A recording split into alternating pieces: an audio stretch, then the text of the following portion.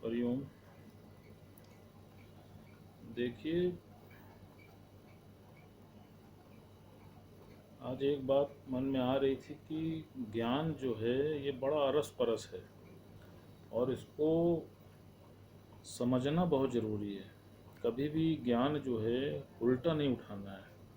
अगर ना समझ में आए तो गुरु से अवश्य पूछना है। जैसे आज वाणी हम सुन रहे थे तो उसमें गुरु जी कह रहे थे, एक तरफ गुरु कहता है कि दुनिया से वैराग्य ले लो, और जब हम वैराग्य ले लेते हैं और सत्संग में लग जाते हैं तो फिर बाद में फिर गुरु कहता है कि जिनसे तुमने वैराग्य लिया है अब उनसे जाके प्रेम करके आओ, उनसे जाके नम्रता करके आओ। तो ये ज्ञान बड़ा अरस परस है। तो गुरु का कहने का सेंस क्या है? देखिए, गुरु इसलिए कहता है कि तुम्हारी आसक्ति कहीं पर भी फंसी ना रहे। क्यों?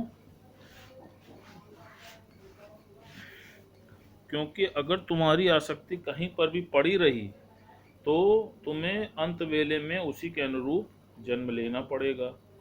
फिर भगवान ने बताया, कहा कि देखो, जिज्ञासु की अवस्था अलग है।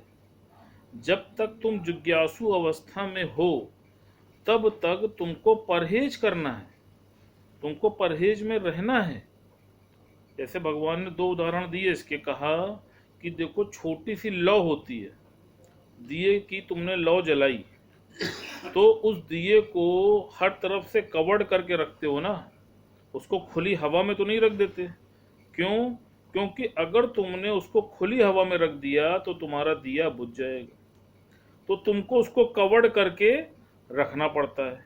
लेकिन जब कोई विकराल अग्नि लग जाती है तो क्या उसको कोई कवर्ड करता है क्या?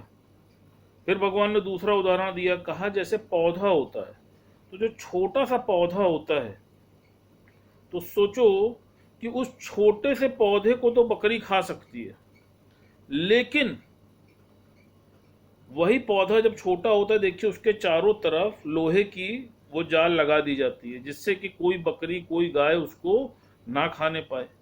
लेकिन वही पौधा जब बड़ा हो जाता है, पेड़ बन जाता है, तो उसी पेड़ से उस बकरी और उस गाय को बांध दिया जाता है।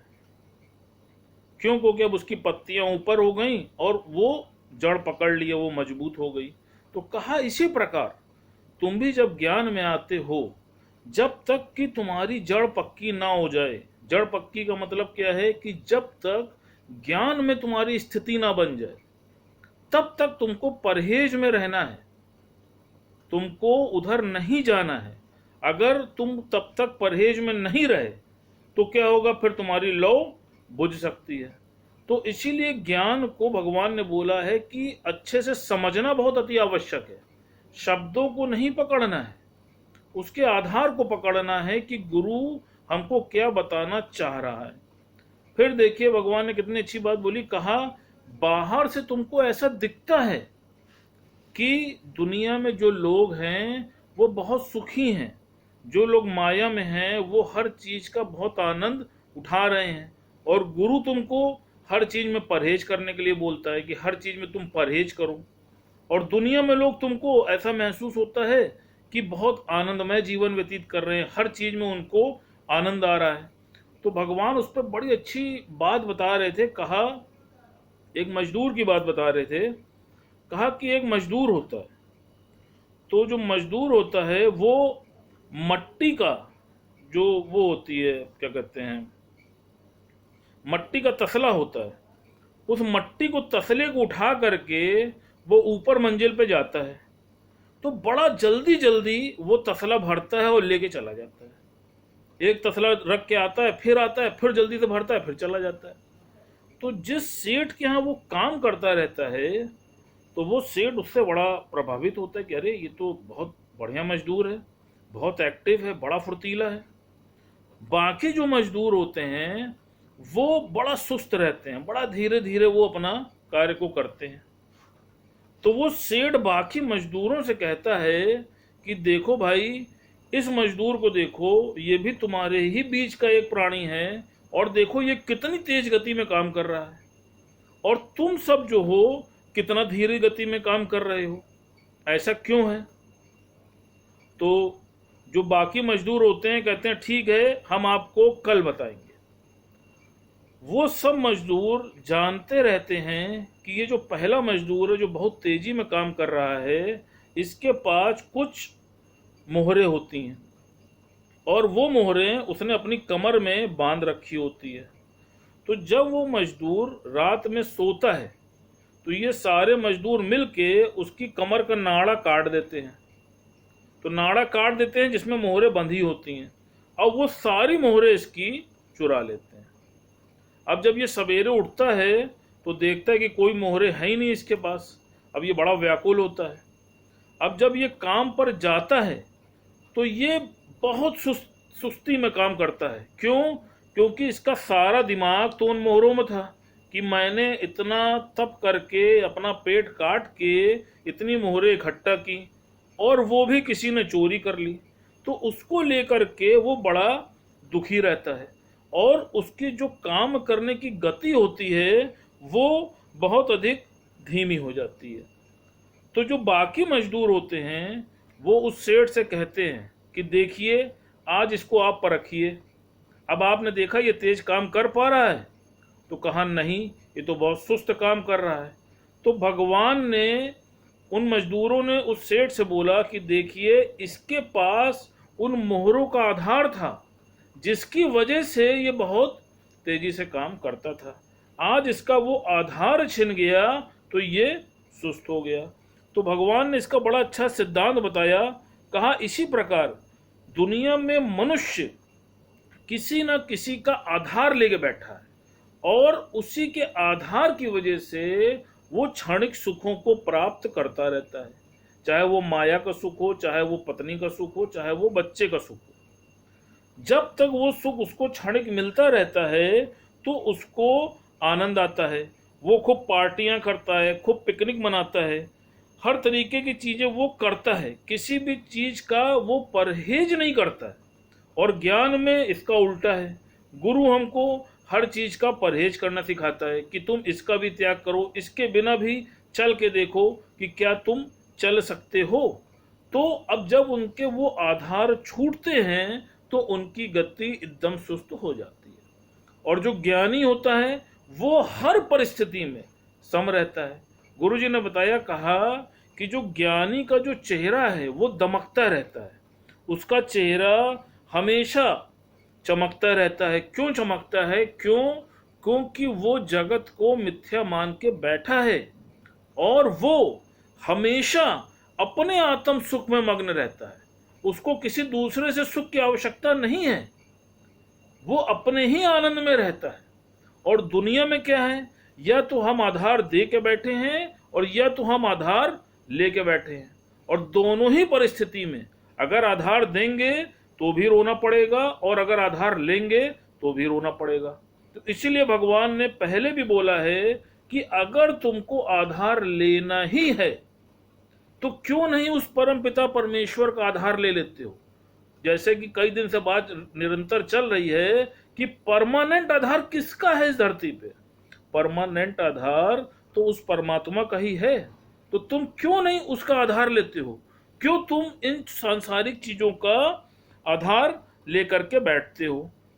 फिर भगवान ने बड़ी अच्छी बात बताई। कहा कि देखो, आनंद और शांति तुमको तब तक प्राप्त नहीं हो सकती जब तक कि तुम उस ईश्वर का आधार नहीं ले लेते।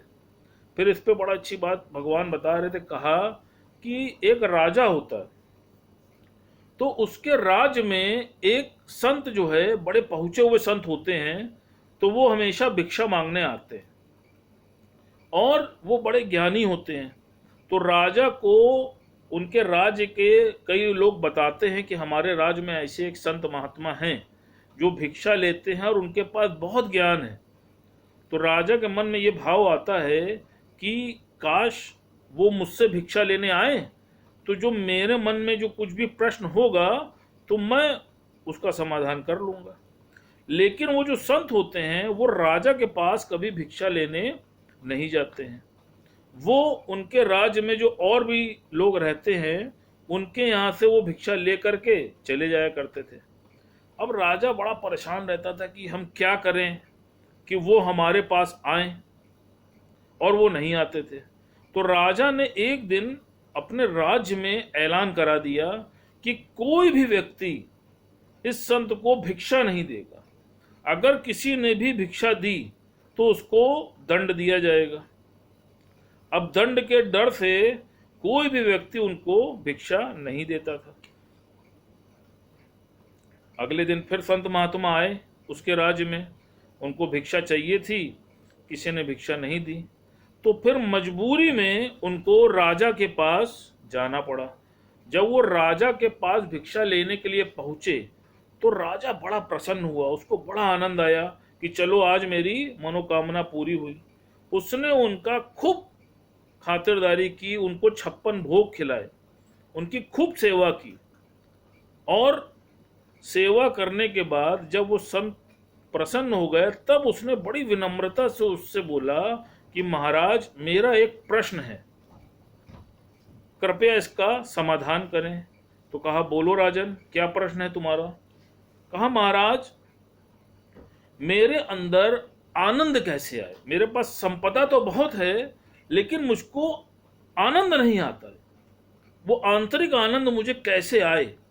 और दूसरा कि मुझे परमात्मा कैसे प्राप्त हो, मैं क्या करूं कि परमात्मा प्रकट हो जाए? तो संत ने बड़ा अच्छा जवाब दिया।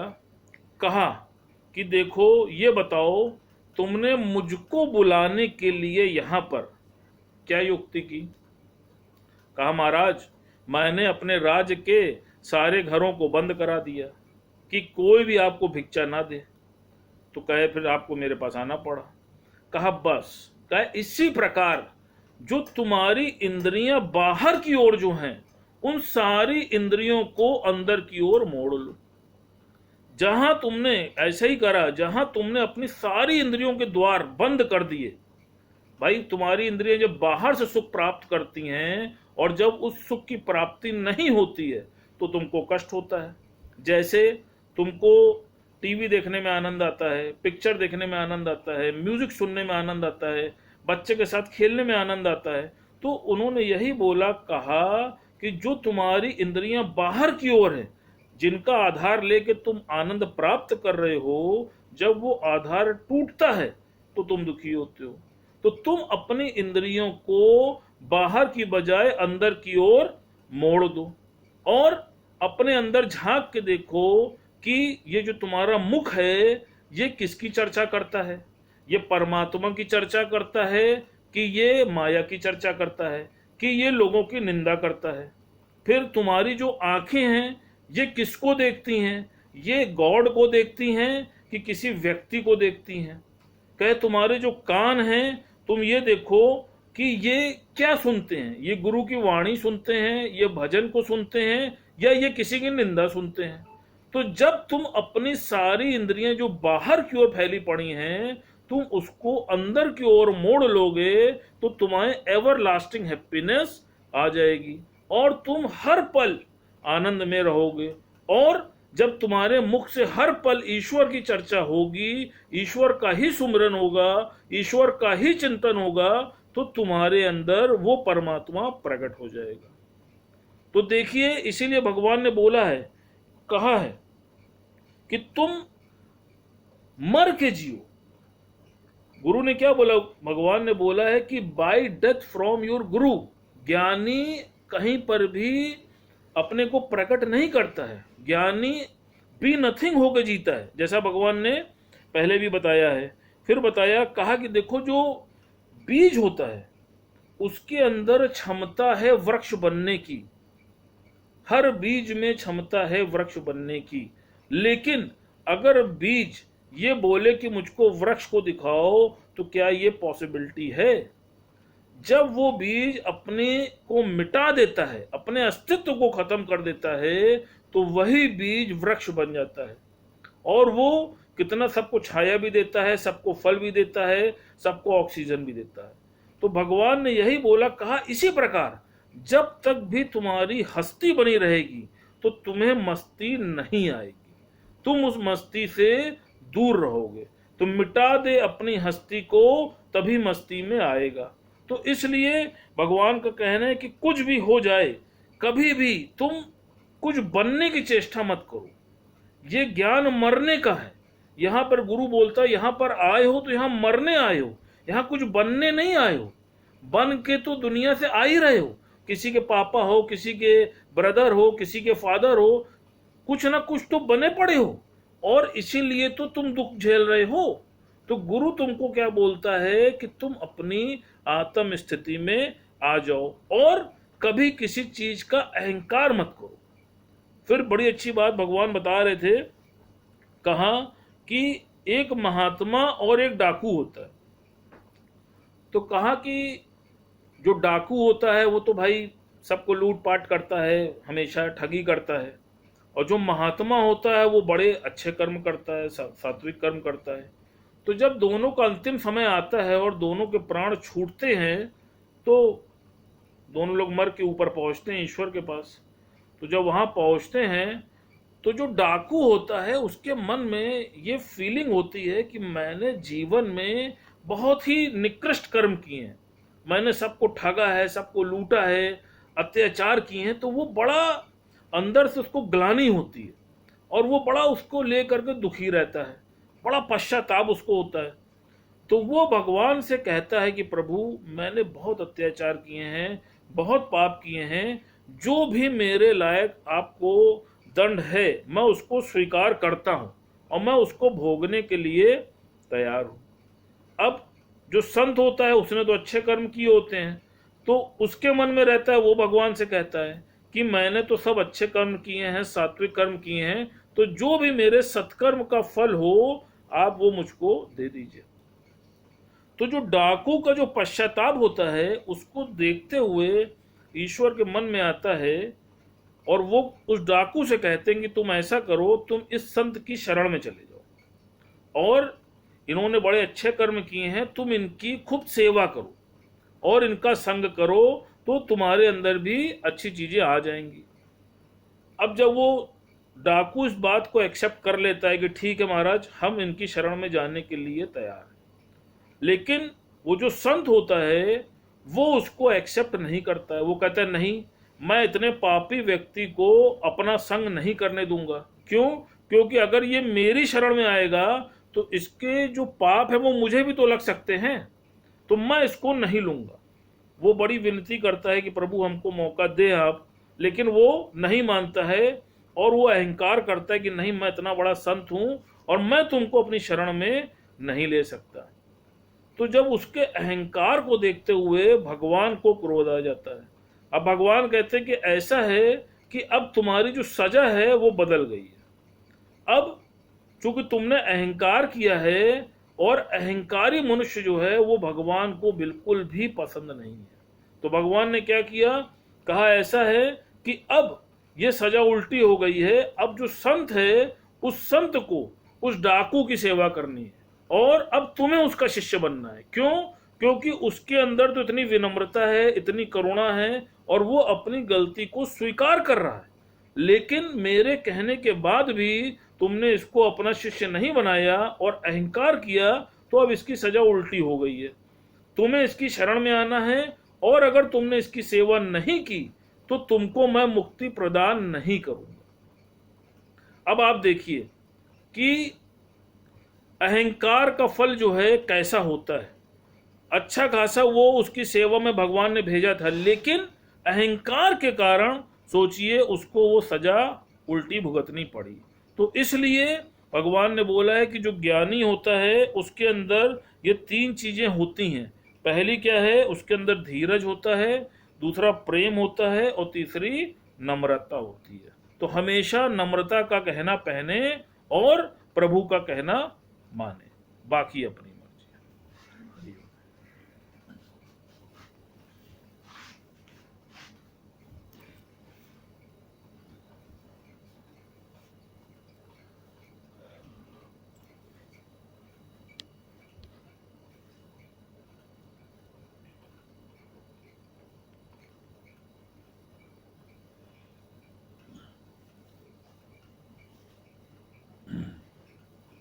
सही प्रेमियों को हरिओम, राम राम। कितना सुंदर मुझे ये बता रहे थे भी, बहुत अच्छा लग रहा था। हम लोगों का 14वें अध्याय का समाप्त हो गया कल, आज 15वां अध्याय होगा। तो लास्ट 14वें अध्याय का लास्ट 2 लाइन पढ़ देते हैं। कल कहाँ समाप्त हुआ था? ज्ञानी का आनंद है अपनी चित्त की एकाग्रता का। ज्ञानी का आनंद है अपनी चित्त की एकाग्रता। उसने एक का यानी शरीर का भी अंत कर दिया, तो आनंद ही आनंद में रहता है। कल यहाँ तक हुआ था। 15वां अध्याय कल समाप्त हुआ है। आज 14वां अध्याय समाप्त हो गया। आज 15वें अध्याय का 1 से 4 श्लोक। इसमें क्या बोला भगवान ने? संसार की तुलना वृक्ष से की गई है, पर यह है उल्टा वृक्ष। वैसे दूसरे वृक्षों की जड़ नीचे होती है, पर ये यहाँ बताया है कि मूल कारण जड़ है, परमात्मा। वेद है पत्ते, जैसे पत्तों से पेड़ को भोजन बनता है, ऐसे ही वेद हमारे लिए ज्ञान रूपी भोजन प्रदान करते हैं।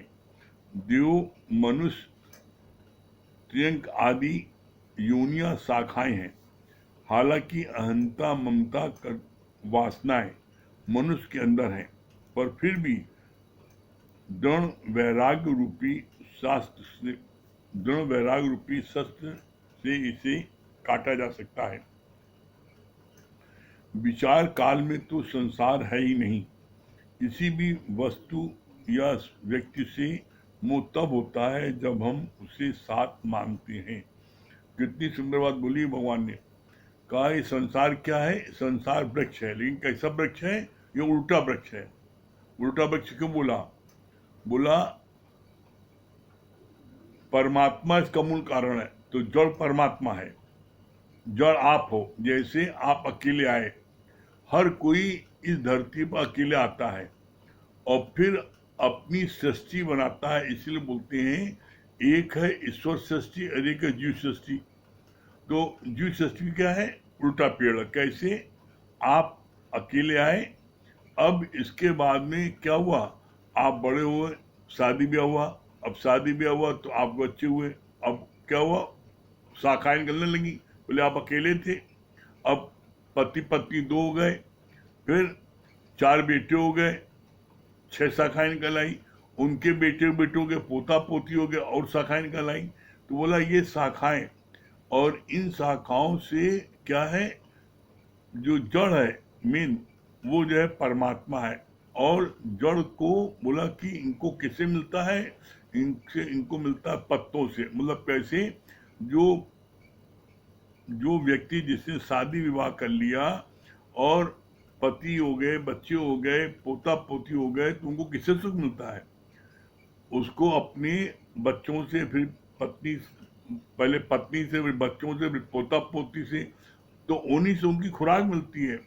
आपके जो बच्चे अपने घर में अपने बाबा को, ग्रैंडसन जो होते हैं, वो देखिए बड़े प्यारे होते हैं, और जब वो प्यार उसको मिलता है बड़े बुजुर्गों को, तो उनकी उम्र बढ़ जाती है, बड़े खुश रहते हैं। और जिनको नहीं मिलता, बहुत से घर में हमने देखा है कि बेटा अपने बच्चों को, मतलब ग्रैंडसन को, अपने बाबा से मिलने नहीं देते। तो उनका जो है, या वो बाहर चले जाते हैं, तो उनका जो क्या, उनकी आयु घट जाती है। क्यों घट जाती है? क्योंकि उनको उनका जीवन बड़ा निराश हो जाता है, प्रसन्न चित्ता नहीं रहती है, उनको खुराक नहीं मिलती है। पत्तों से ही जड़ को खुराक मिलती है। उसी तरीके से इनसे इनसे इनसे जो उनको खुराक मिलती है, और उन लोगों को जब प्रसन्न चित्त रहते हैं, तो उससे क्या है, उनकी आयु और बढ़ती जाती है। फिर आगे बोला इसमें, देव, मनुष्य आदि योनियां शाखाएं हैं। हालांकि अहंता, ममता, वासनाएं मनुष्य के अंदर हैं, पर फिर भी दृढ़ वैराग्य रूपी शस्त्र से इन्हें काटा जा सकता है। ये हर एक के अंदर अहंता, ममता, अहंता मन मैं हूँ, ममता मन मेरा, ये हम है और मेरा है, ये जो है ये नहीं निकलता। गुरुजी ने बोला ये जो मोह है ये सात चमड़ी के अंदर पड़ा होता है, बच्चों के प्रति मोह नहीं जाता।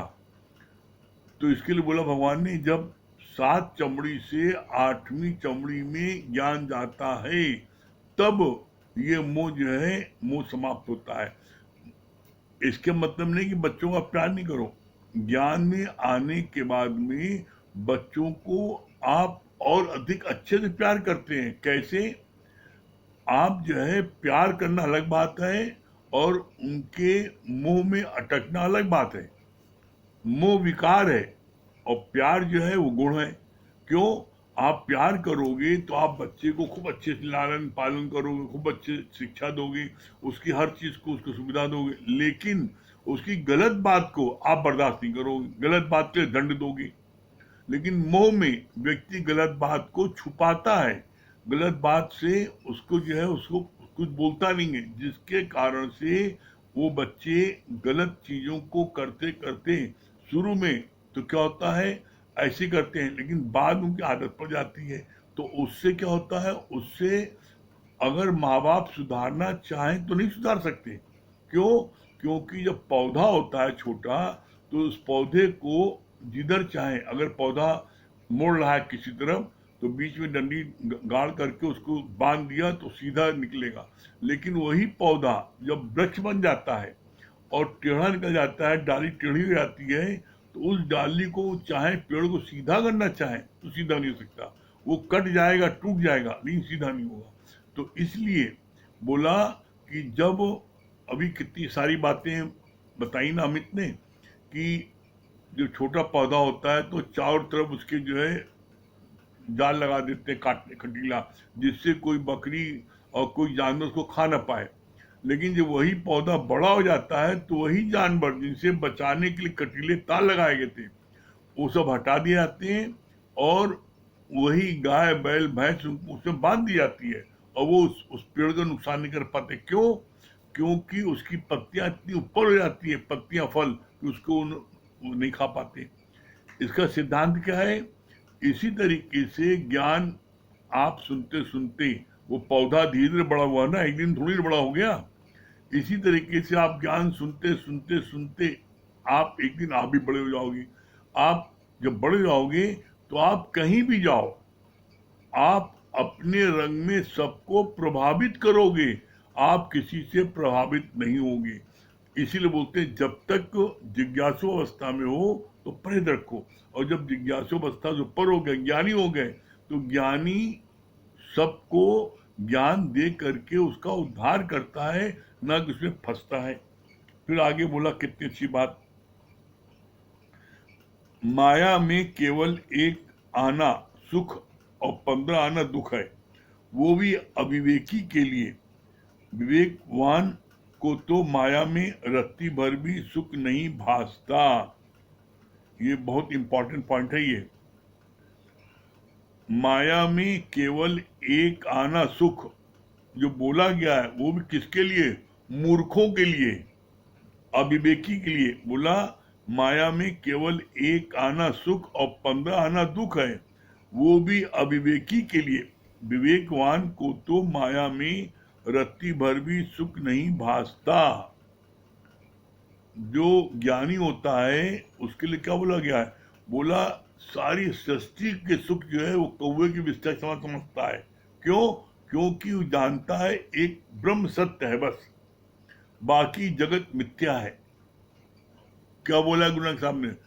कूड़ राजा कूड़ प्रजा कूड़ सब संसार, कूड़ कूड़े से ने न लगाया बिसरा करतार। कितनी बोला कूड़ माने कूड़ा, कूड़ राजा कूड़ प्रजा, कूड़े से, कूड़ राजा ने कूड़ प्रजा से, बच्चों से, बेटे से, बेटी से, पति से, पत्नी से, रिश्तेदारों से ने लगाया और भूला करतार। उस परमात्मा भूल गया, जिसने श्वास दी उसको भूल गया। तो बोले जब उसको भूला तो क्या हुआ? उसको भूलते मान जो है उसको फिर कष्ट ही कष्ट है। तो यही बात बोली कि 15 आना जो है दुख है और एक आना सुख जो है किसके लिए? मूर्खों के लिए है। फिर बोला गुरु हमें दुनिया से डिटैच करता है पतीला आग के कांटेक्ट में है तो उबलता है, अभी उसे आग से उतार दें तो पानी का तो स्वरूप ही ठंडा है। ये बहुत ही अच्छी बात बोली है। बोला कि दुनिया जो है क्या है, दुनिया से गुरु में अटैच करता है। गुरु हमें दुनिया से डिटैच मतलब उससे हमें हटाता है। क्यों हटाता है? दुनिया में ही विकार है। दुनिया में जैसा रंग करो, जैसा संग करोगे वैसा रंग हो जाएगा। तो बोला पतीला आग पर जब चढ़ा रहता है तो उसका पानी गर्म होता है। ठंडा करने के लिए क्या करते हैं? बस सिर्फ उस आग के कांटेक्ट से पतीले को हटा देते हैं। बस पतीला नीचे उतार देते हैं, कुछ नहीं करते, कुछ देर बाद पानी फिर ठंडा हो जाता है। तो बोला इसी तरीके से तुम पहले भी शुद्ध पाक पवित्र थे। जब जन्म लिया तो पाक पवित्र शुद्ध थे। बीच में माया वालों का संग किया तो उनके कारण तुम्हारे अंदर में दूषित विचार, दूषित बातें सब आ गई। अब जब तुम गुरु का संग करोगे तो फिर तुम पाक पवित्र जाओगे। क्यों? क्योंकि जो जैसे तुमने साथ कर करके तुम्हारे अंदर में गंदगी गई, और जब गुरु का संग करोगे, सत्संग का संग करोगे, तो वो गंदगी रोज तुम्हारी धुलती जाएगी, साफ होती जाएगी, साफ होती जाएगी, और एक दिन आपकी गंदगी पूर्ण साफ हो जाएगी। तो आपको उस समय ऐसा लगेगा अरे वाह क्या आनंद है। हम तो इस बात को कहते हैं जिन्होंने थोड़ा सा भी सत्संग लिया है, ये बात अपने जीवन के अनुभव करें, ऐसा हो नहीं सकता उसके जीवन में परिवर्तन आए। जिसने थोड़ा सा भी सत्संग ले लिया तो उसके अंदर के विकार विषय सहज में उसके निकलने लगते हैं, प्रयत्न नहीं करना पड़ता। इसीलिए कहा गया है, हमने गुरु जी की वाणी सुन रहे थे, हमको सबसे अच्छा लगा, ये बात मैंने सुबह भी कही थी सत्संग में, अपना उद्धार करने के लिए सब में सरल साधन है सत्संग। गुरु जी बोला का इससे सरल साधन को है ही नहीं ना, तुम्हें कुछ करने ही नहीं ना, बस तुम सत्संग में आगे बैठ जाओ, सारा काम गुरु करेगा। तुम्हारे अंदर सारे विकार विषय गुरु की वाणी सुनते सुनते आपके अंदर में इतनी पवित्रता, इतनी निर्मलता, इतना आपके अंदर में जो है सच्चाई आ जाएगी कि आप किसी भी गलत चीज को कर ही नहीं पाओगे। कैसे? इसका एक भक्त ने कहा हम गुरु जी नहीं मानते, अरे हम पुरुषार्थ न करें तो कैसे हो जाएगा? कहा कल चलो आना नदी के पास तो तुमको बताएंगे। नदी के पास आया, उसको नाव पर बैठाया गुरु ने और ले गए नदी के उस पार, भजन सुनाते हुए, नाश्ता पानी करते हुए, भजन गीत गाते हुए उस पार पहुंच गया। तो उससे पूछा बताओ तुमने क्या किया? नदी के उस पार से इस पार आने के लिए तुमने क्या किया? नाव बैठे थे, मस्ती से नाश्ता पानी कर रहे थे, मल्ला नाव खे रहा था और तुम इस पार आ गए। बोला एकदम ठीक इसी प्रकार से यहाँ गुरु हर एक को बड़े करुणा से बोलता है। क्या बोलता है? आओ मेरी नैया में ले जाऊंगा भव पार। जैसे वो नदी के इस पार से उस पार ले गया, उसी तरीके से जब हम सत्संग रूपी नाव में आके बैठ जाते हैं तो गुरु कहता है तुमको हम भव के पार करेंगे, गारंटी है। और जो कहना मान लेता है तो नित्य खुद देखता है उसके जीवन में कितना आनंद आ रहा है, कितनी मन में शांति है। फिर आगे बोला भगवान ने कि ये 6 कड़े की जंजीर है, संसार बंधा हुआ है। कौन बंधा, किसमें बंधा है 6 कड़े में?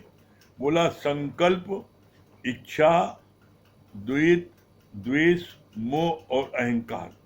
ये 6 कड़े की जंजीर है, इसी में मनुष्य बंधा है। तो बोला इसके लिए तुम इन 6 में से एक को तोड़ लो। जो कड़ी बंधी है जंजीर, एक लट तोड़ दो तो तुम्हारे को जो है तुम जंजीर खुल जाएगी। तो जो तुम्हें सरल में सरल लगे इन 6 में से, संकल्प, इच्छा, द्वेष, मोह और अहंकार। संकल्प माने क्या? आप जो संकल्प करते हो किसी चीज के लिए उसको छोड़ दो। मतलब किसी भी चीज, जो चीज भी आपको अच्छी दिखाई पड़ती है आप उसका संकल्प करते हो तब उसके पीछे पड़ते हो। फिर बोला इच्छा, इच्छा आप किसी चीज की करते हो, इसको हटा दो। फिर बोला इसके बाद में द्वेष, दूसरा देखना, ये द्वैत हो गया, दूसरा देखना बंद कर दो। द्वेष, दूसरे से जलन करते हो, इसको जलना छोड़ दो। मोह, जो तुम बच्चों से मोह करते हो उसको छोड़ दो। या अहंकार, किसी एक को भी छोड़ दोगे तो तुम्हारी कड़ी खुल जाएगी। फिर आगे बोला, वासना मनुष्य के अंदर तब जागृत होती है जब पहले उसके अंदर संकल्प उठता है। वासना कब होती है? बोला वासना उस समय जब पहले संकल्प, जब किसी को आप देखते हो तो संकल्प पहले होता है, तब उसके बाद वासना उठती है। ज्ञान के लिए वैराग्य बहुत जरूरी है। अगर आप ज्ञान में आगे बढ़ना चाहते हो तो यहाँ पर दुनिया के सारे चीजों से आपको वैराग्य लेना पड़ेगा। अगर आप इसको वैराग्य नहीं लेते तो फिर आप जो है इस राह पर आप आगे नहीं बढ़ पाओगे। क्यों? कहीं ना कहीं फंस जाओगे। कंचन, कामनी, कीर्ति, कहीं ना कहीं फंस जाओगे। ये तीनों में से किसी फंसे तो गिरे, लेकिन जब वैराग्य आप ले लेते हो तो किसी में नहीं फंसने पाते। मनुष्य योनि के अतिरिक्त सारी योनियां भोग योनियां हैं। मनुष्य योनि में ही हमें अधिकार है कि नए कार्य बनाने के लिए, मतलब क्या, मनुष्य योनि में ही कर्म बनते हैं, बाकी किसी योनि में कर्म नहीं बनते, सिर्फ एक मनुष्य योनि में कर्म बनते हैं। तो ऐसे में भगवान ने बोला कि तुम अगर चाहो तो अपने कर्म न बनाओ मनुष्य योनि में, तो तुम्हारा कर्म नहीं, जो कर्म तुम्हारे पिछले हैं वो कट जाएंगे, तुमको मुक्ति मिल जाएगी। लेकिन व्यक्ति से यहाँ गलती क्या होती है? नित नित नए कर्म बन जाते मन, वाणी और तन से। नित नित नए कर्म बन जाते हैं। यहाँ नए कर्म रोज नित नित बनते हैं। किससे? मन से, वाणी से और तन से। तो इसके लिए क्या है, जब आप सावधानी रखोगे तो फिर आपके कर्म नहीं बनेंगे, और जब कर्म नहीं बनेंगे तो आपको मुक्ति मिल जाएगी। फिर आगे बोला,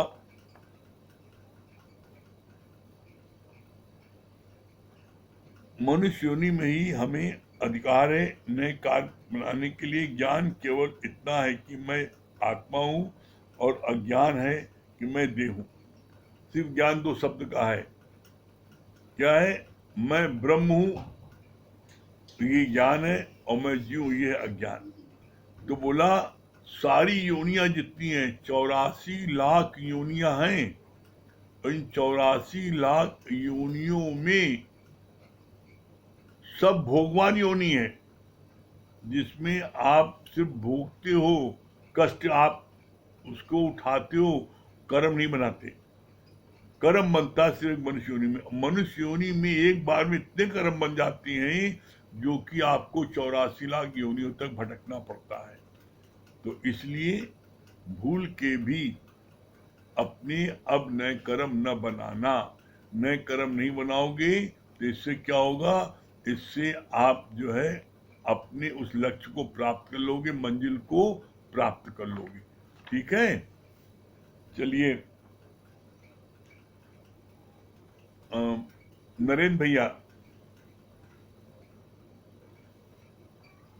चित्रा जी, नरेंद्र भाई। हाँ, जन्मदिन अच्छा नरेंद्र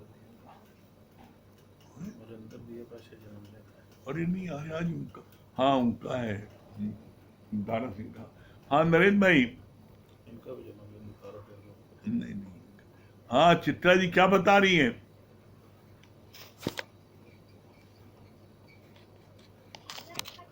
पतीला आग पे चढ़ा रहता है तो गर्म हो जाता है। हाँ, आग से हटा के रखते हैं तो ठंडा हो जाता है। इसी प्रकार जब हम माया में रहते हैं, हमारे अंदर कितनी गंदगियां आ जाती है। जब हम गुरु के संपर्क में आते हैं तो फिर कैसे गुरु का रंग हमारे ऊपर चढ़ने लगता है, और धीरे धीरे सारी गंदगियां निकलने लगती है। बहुत कृपा है गुरु जी आपका कि जो सारी गंदगी धीरे धीरे निकल रही है। बहुत शांति रहता है गुरु जी। हाँ नरेंद्र भाई, नरेंद्र भाई भजन सुनाइए, आपके भजन आपका। हरिओम हरिओम। आज हमारा बर्थडे भी है। आप अरे वाह, आपका आपका बर्थडे है? अरे हैप्पी बर्थडे, वेरी गुड, बहुत बहुत बहुत बहुत बहुत ढेर सारी बधाई। ऐसे आप स्वस्थ रहें, ऐसे सत्संग में खूब मन लगा के आप बैठते रहें, गुरु के कार्य करते रहें। अभी हमको पता लगा आपने बड़ा अच्छा कार्य किया है। आप लोग जो है अभी नीली जी वहाँ गए थे और वहाँ पर आप लोग अच्छे से सब समझाया बुझाया, बहुत अच्छा लगा। बस ऐसी तरह गुरु के कार्य में लगे रहिए बस। हाँ सुनाइए, भजन सुनाइए। गुरुजी सिर्फ कहते हैं कि साक्षात भगवान। आज क्या बोलते हैं, इनका जन्मदिन है, कैसे आप अचानक पूछ भी लिए गुरुजी? ये अनुभव बिल्कुल सच रहता है। हाँ ये भजन भी गिफ्ट दे रहे हैं। अच्छा, चलिए, भजन भी बर्थडे गिफ्ट। बहुत बढ़िया।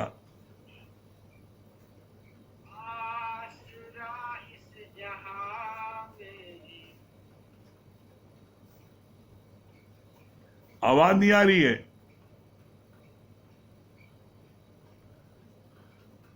नरेंद्र भाई आवाज नहीं आ रही है। मिले ना मिले ना मिले। अब आई, अब आई। आसरा इस जहां में मिले ना मिले।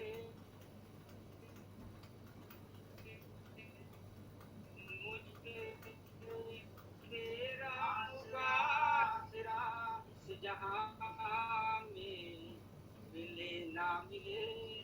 मुझे तेरा मुबारक सदा चाहिए।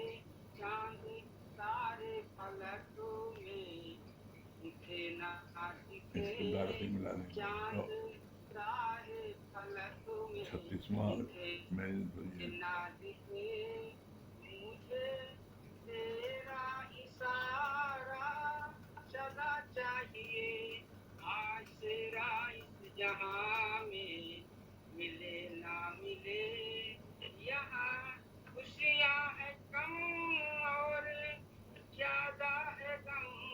यहाँ खुशियाँ है कम और ज्यादा है गम। जहाँ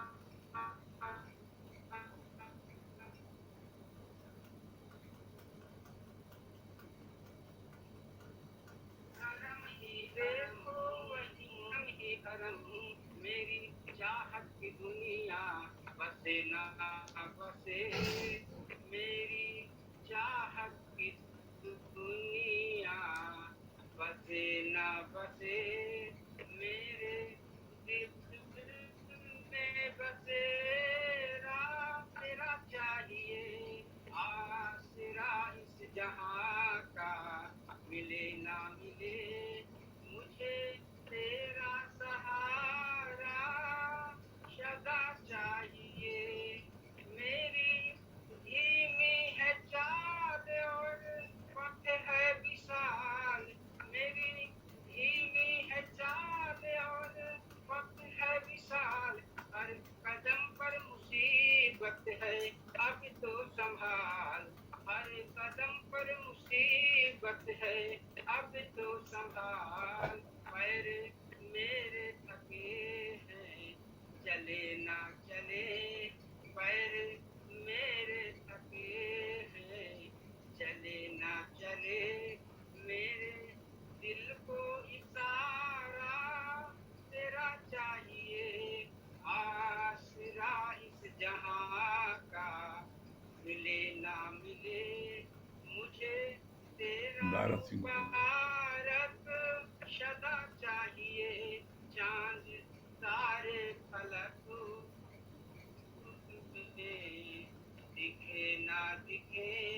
चांद तारे फलकों में दिखे ना दिखे। मुझे तेरा इशारा सदा चाहिए। आसरा इस जहां में मिले ना मिले। धन्यवाद गुरुजी। हरिओम। बहुत सुंदर। हाँ दारा सिंह, हरि बहुत सुंदर, बहुत बढ़िया। फिर से एक बार आपको बहुत बधाई हो। हाँ दारा सिंह, आज दारा सिंह की जो है 36वीं वो है मैरिज एनिवर्सरी। और तो क्या बताया कि आपने बहुत बढ़िया युक्ति दिया जो है। आप फोटो नहीं आपकी आ रही है दारा सिंह, आज फोटो नहीं आ रही है। लाइट नहीं है यार। अच्छा लाइट नहीं है। पहले दारा सिंह जी पहले बहुत बहुत आपको जो है आपकी शादी की सालगिरह की बहुत बहुत बधाई हो, बहुत ढेर सारी बधाई आपको। लाइट लाइट नहीं आ रही आपको वहाँ? हाँ लाइट नहीं है जी, इसलिए अंधेला है। अच्छा कोई बात नहीं है, चलिए जो है। क्या हाँ क्या बता रहे हैं? आपने बताया बहुत अच्छा जो है कंचन कामनी कृति जो आपने बताया, गुरु से युक्ति जो है लेना जरूरी है। कंचन कामनी कृति में आदमी कहीं ना कहीं फंस जाएगा। हाँ बहुत अच्छा जी बताया। अनुभाव। हाँ आप वो माला लाए कि नहीं लाए दारा सिंह जी? ये आ जाएंगे गुरुवार सुबह लाते। हैं? अच्छा हाँ तो माला, लाते आए। हाँ सुबह ले आइएगा, मैरिज एनिवर्सरी की जो है मनाई जाएगी, फिर से एक बार पहना दीजिएगा, ठीक है? दारा की तारा को एक बार फिर से माला पहना दीजिएगा। भाई आपकी आज्ञा का पालन होगा, जो आपकी आज्ञा का पालन होगा भाई। हाँ चलिए, जो आपका आदेश होगा हाँ वो होगा भाई। चलिए अनु भैया भजन सुना रहे, सुनिए। बात है भी भाई। हरिओम। इधर आ जाओ, पास आदमी बैठे।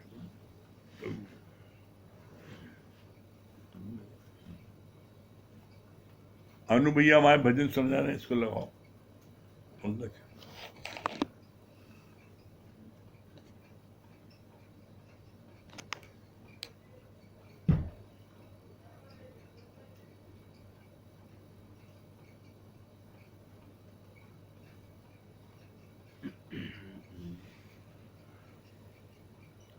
अब जागो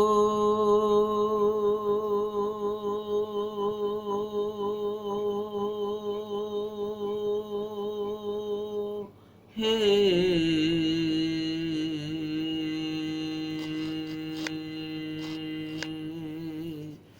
अंजनी कुमार लंका की ओर प्रस्थान करो,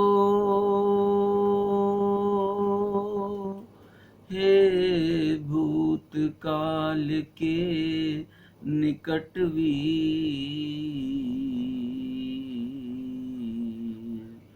माता का पता चलाओ तुम, दुखियों का दुखड़ा दूर करो,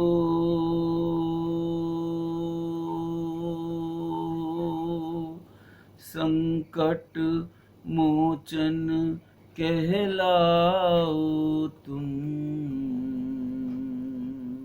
कुछ याद करो, कुछ याद करो अपना पवन सुत वो बालपन, कुछ याद करो अपना पवन सुत वो बालपन। विद्युत की गति, विद्युत की गति जिसमें थी अद्भुत वो बालपन, कुछ याद करो अपना पवन सुत वो बालपन, कुछ याद करो अपना पवन सुत वो बालपन। विद्युत की गति, विद्युत की गति जिसमें थी अद्भुत वो बालपन, कुछ याद करो अपना पवन सुत वो बालपन, कुछ याद करो अपना पवन सुत वो बालपन। दुनिया की रंग देख तुम्हारी उड़ान को, तुमने हिला के रख दिया था आसमान को, आकाश तुम्हारे लिए था एक अखाड़ा, हाँ एक अखाड़ा, हाँ एक अखाड़ा, जिसने भी लिटक कर उसे पल भर में पछाड़ा, पल भर में पछाड़ा, पल भर में पछाड़ा। बिजली की तरह लपके थे सूरज की तरफ तुम, मुखड़े में छिपा करके दिवाकर को किया गुम। तुम खा गए भपकता हुआ अग्नि का गोला, हाँ हाँ अग्नि का गोला, हाँ हाँ अग्नि का गोला। ताकत तुम्हारी देख के ब्रह्मांड का डोला, हनुमान जी, हनुमान जी कहाँ गई वो शक्ति विलक्षण। कुछ याद करो अपना पवन सुत वो बालपन, कुछ याद करो अपना पवन सुत वो बालपन, कुछ याद करो अपना पवन सुत वो बालपन। दुनिया फिर एक नया दुश्मन तुम्हें ललकारने लगा, याहू। फिर एक नया दुश्मन तुम्हें ललकारने लगा, आंखें दिखा के शेखियां बखारने लगा, याहू। उसको भी मारी लात तुमने बात बात में, पापी को किया पाक तुमने बात बात में। जब राहु गया हार को फिर इंद्र भी आया, झुंझला के उसने तुम पे अपना वज्र चलाया, और अंत में सब हो गया झगड़ों का सफाया, झगड़ों का सफाया, झगड़ों का सफाया। सब देवों ने मिलकर तुम्हें बजरंग बनाया है, आज कसौटी है, आज कसौटी तुम्हारी केसरी नंदन। कुछ याद करो अपना पवन सुत वो बालपन, कुछ याद करो अपना पवन सुत वो बालपन। तुम शक्ति कुंज हो किसी से डर नहीं सकते, डर नहीं सकते। ऐसा न कोई काम जो तुम कर नहीं सकते, जो तुम कर नहीं सकते। उठो छलांग मारो बजरंग बली, बजरंग बली। भीषम का रूप धारो बजरंग बली, बजरंग बली। संकट से तुम उबारो बजरंग बली। जय हो बजरंग बली, जागो बजरंग बली। उठो बजरंग बली, जागो बजरंग बली। तू है बजरंग बली, जय जय बजरंग बली। बहुत सुंदर, बहुत सुंदर भैया। हाँ संजय भैया,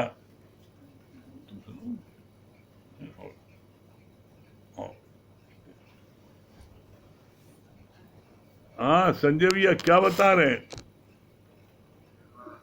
हरिओम गुरु जी। हरिओम। आवाज आ रही है? हाँ आ रही, आ रही। क्या बता रहे हैं? ये बात बहुत अच्छी लगी कि आपने बताया कि कुछ ना करो, सत्संग जो है हमेशा जो सुनते रहेंगे, सत्संग ही जीवन का सार है। जो सत्संग सुन लिया उसको और कुछ करने की कुछ भी जरूरत नहीं। हाँ ये बात बहुत अच्छी लगी। हाँ, क्या हरिओम क्या बोली सुशीला जी? बजरंग बली वाला ताकत आ गई। बजरंग बली ताकत। और बहुत अच्छी कहानी लगी आज भैया के बताया है कि जैसे कि एक संत थे, संत ने बहुत अच्छा कर्म किया, लेकिन उसको करने के बावजूद मतलब उसके पास अहंकार था कि हमने अच्छा किया। लेकिन एक जो गुंडे थे, बदमाश थे, उसने बहुत बुरा कर्म किया, बहुत मतलब किसी को सताया रुलाया, लेकिन उसको इसके करने के बावजूद भी उसको पछतावा था कि हमने बहुत गलत काम किए हैं, हमें भगवान क्या मुक्ति देंगे। उसने पछतावा किया। अब वो जो संत था जो अच्छा काम किया तो उसके अंदर घमंड था, तो इसलिए भगवान देखे हैं कि मतलब अच्छे कर्म करने से भी नहीं होता है, मतलब हम अच्छे कर्म करके भी निर्मलता रहे, एकदम पूरा मतलब उसका अहंकार न करे, तब जाकर के मतलब हम कर्म। और दूसरी बात ये अच्छी लगी, अगर ज्ञान में हम आगे बढ़े तो सब चीज से कहते हैं जैसे कि हम प्राण को मोह माया में ना पड़े। हाँ बहुत सुंदर।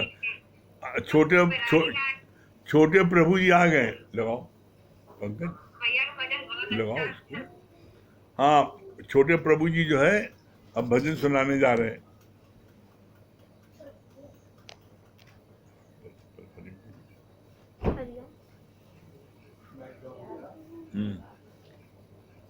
ये रथ मेरा मैं राजा हूँ, बड़ी शान से जीवन सैर करूँ।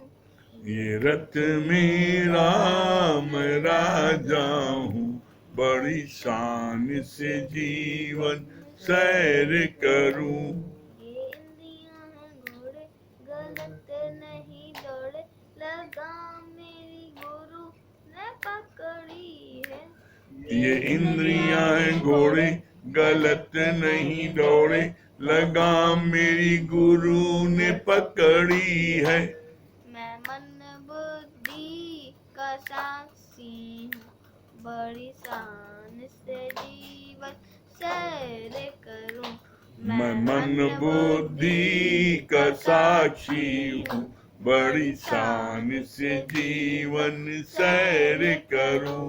ये रथ मेरा मैं राजा हूँ, बड़ी शान से जीवन सैर करूं। मैं राजा इस तन का, जीवन के चमन का, लगाम मेरी गुरु ने पकड़ी है। राजा इस तन का, जीवन के चमन का, लगाम मेरी गुरु ने पकड़ी है। का साक्षी हूँ, बड़ी शान से जीवन सैर करूं। ये रथ मेरा मैं राजा हूँ, बड़ी शान से जीवन सैर करूं। हर बुराई से बचना। वेरी गुड, बहुत बढ़िया भाई, वेरी गुड। हाँ, उसको मिला लो।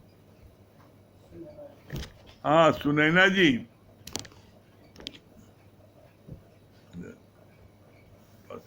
सुनैना जी। भैया हरिओम।